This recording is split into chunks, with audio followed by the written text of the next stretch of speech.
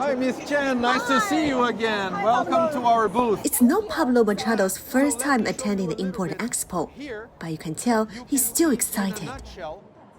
At this year's event, he debuted a green notebook.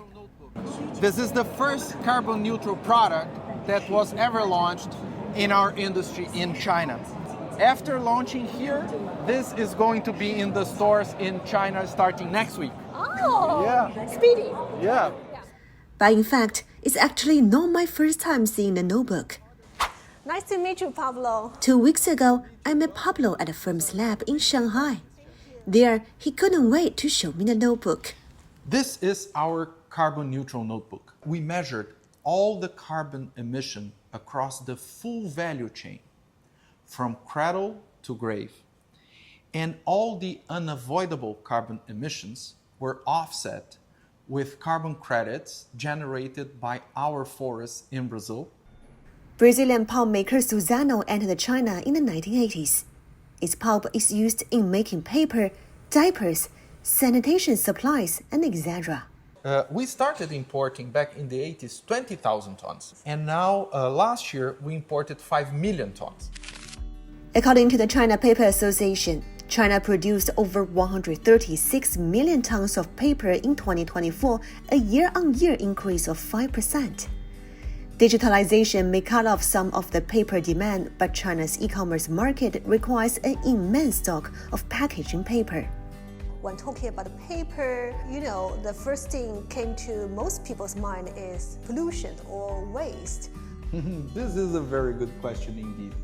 Instead of using high pieces of land, we intertwine planted forest and native forest. And by doing so, we keep ecological corridors.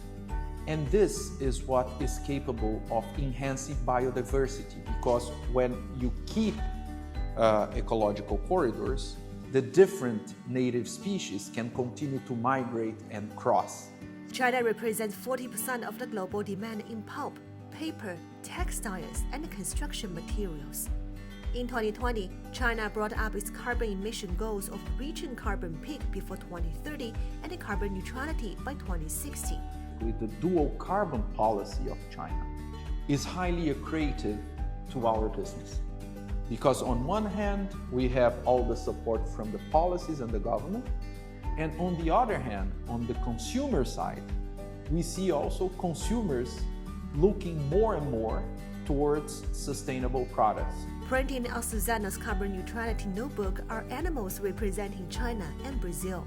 So you can see the Chinese panda, the Chinese monkey, the Brazilian jaguar, and the Brazilian Amazon dolphin. Oh, so cute. Yeah, we also try through this to give a little bit more of conscience in terms of biodiversity of China and Brazil, and try to use that also to teach a little bit our kids.